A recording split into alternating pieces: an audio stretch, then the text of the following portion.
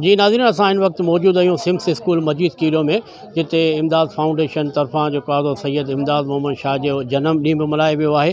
ऐं CIMS school में ॿारनि जी तख़लीक़ जेका उन्हनि साइंसी नुमाइश कई आहे उनजी बि नशोनुमा कई वई आहे। ऐं उनखां अलावा केतिरनि ई ॿारनि जेको आहे सो हिते माना स्टेज ते पंहिंजा टेबलोस बि पेश कया आहिनि।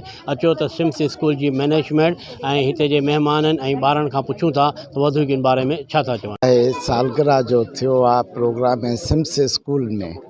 ही हिकिड़ो पैगाम आहे त दुनिया हमेशह उन्हनि इंसाननि खे यादि कंदी आहे जेके नेक हूंदा आहिनि, जेके सॼी पंहिंजे देश जे माण्हुनि जे लाइ जदोजहद कंदा आहिनि ऐं बहादुर हूंदा आहिनि, सरकश हूंदा आहिनि, ज़ुल्म जे आॾो कंधु न आहिनि झुकाईंदा ऐं नेकीअ सां पंहिंजी जेको आहे धरतीअ खे रोशन ऐं मुनवर कंदा आहिनि।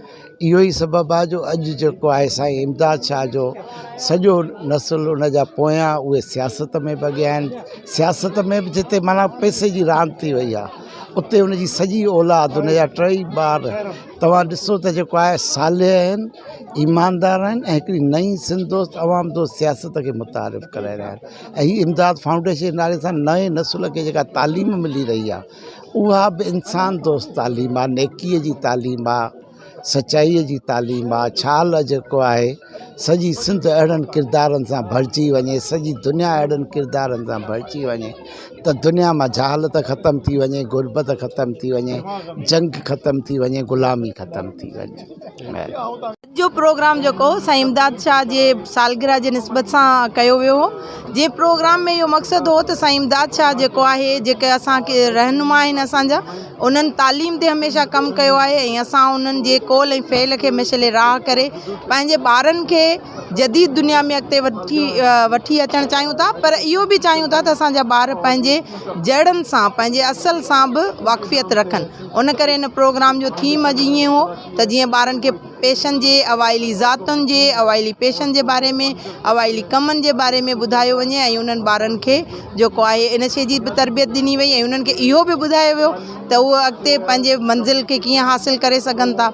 ऐं उनखां अलावा हिकिड़े इहा बि हुई इन में त हिकिड़ो अंसर ज़ाहिर थिए थो त वालिदेन जो केतिरो किरदारु हूंदो आहे। साईं GM सैयद साईं इमदाद शाह जी उहा तरबियत कई जिन पंहिंजे क़ौम जी ख़िदमत कई ऐं साईं इमदाद शाह वरी पंहिंजे औलाद खे उहा शइ ॾेई विया आहिनि त जेके उहा अॼु जे मसरूफ़ दौर में बि उहे पंहिंजे इलाइक़े में, पंहिंजे ॻोठ में, पंहिंजे सॼी सिंध में माण्हुनि जी ख़िदमत कनि था ऐं माण्हुनि खे जेको आहे उन्हनि जे लाइ मददगार थियनि था ऐं उन्हनि जी तालीम ते, उन्हनि जी सिहत ते तवजह ॾियनि था।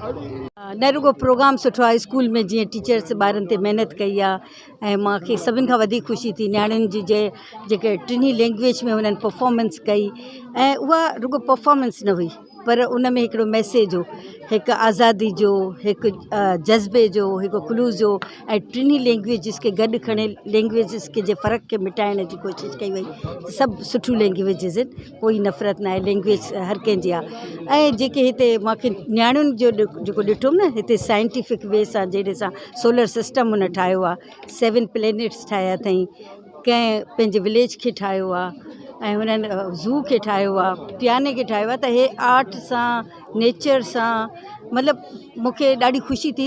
हाई क्लास 5 ऐं क्लास 5 जे ॿारनि खे सिंध जे नंढड़े से ॻोठ में जहिड़े तरीक़े सां सुठी तालीम, इन मां अंदाज़ो लॻाए थो सघे त केतिरी महिनत सां ऐं केतिरी सुठे नमूने सां हिन स्कूल में तालीम बि थिए थी। ऐं न रुगो तालीम ऐं स्पोर्ट्स खे कीअं वधाइनि था, ॾाढे घटि स्कूल्स में जेको ख़ासि करे नंढनि ॻोठनि में त स्पोर्ट्स खे हाईलाइट कंदा हुजनि, फुटबॉल जी जूं उहा आहे प्लेयर्स, ॾाढो मतिलबु मूंखे लॻो ॾाढो मुनफ़िरद न बि चइजे पर अॻियों क़दम आहे। मुनफ़िरद इन लाइ न त हिन सदीअ में इहे शयूं असां सोचूं था न, इहे त कॉमन हुअणु घुरिजनि पर हिते न आहे कॉमन, तंहिंजे करे लॻे थो त हे तमामु सुठो क़दम आहे, अॻियां असांखे वधण में ॾाढो सुठो लॻो। Thank U. ऐं की जेका सोच आहे उहा पैदा थिए ऐं दुनिया जी जदीद तालीम जे वेझो हिते ॻोठ में बि उन पैटर्न ते तालीमी निज़ाम खे तारुफ़ कराइजे, उन ते कुझु सो कोशिशि आहे। इन में सॼी हिकिड़ी टीम आहे जेका हिते कमु करे थी, मैडम तबस्सुम खां वठी पोइ सॼो ग्रुप आहे ऐं असांजो चेयरमैन साईं प्रोफेसर इनाम ऐं ॿिया दोस्त उहे हिनखे ॾिसनि था। बुनियादी तौर ते आहे त नए नस्ल जी तामीर ऐं उन जी तरक़ी। साईं इमदाद मोहम्मद शाह इन ते ई सोचियो, न सिर्फ़ु सोचियो न पर अमल कयो ऐं उहा रोशनी जे हिते हिन इलाइक़े में तव्हांखे झरझंग नज़र ईंदी। अज़ीम जेके हाँ, असल में मुझे इनवाइट किया था मिस तबस्सुम ने। मेरा यहाँ से सकरन से या इवन के नवाब शाह से भी कोई लिंक नहीं है। मेरी यहाँ पोस्टिंग थी जिसकी वजह से मेरा ताल्लुक़ मिस तबस्सुम से हुआ, और आज यहाँ मेरे होने का मकसद सिर्फ स्पोर्ट्स था जिसकी वजह से मैं इस इदारे के साथ मुंसलिक हूँ।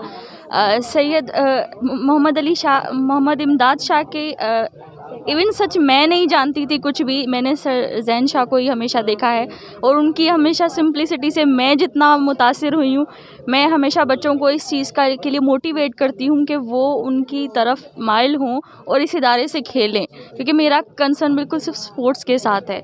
तो मुझे बहुत अच्छा लगा कि इन्होंने इतनी कम टाइम में ये सब चीज़ें अरेंज की, और इनके बच्चे बहुत ज़्यादा टैलेंटेड हैं, सिर्फ उनको पॉलिश की नीड है, वो हर इदारे में अपने आप को मनवा सकते हैं।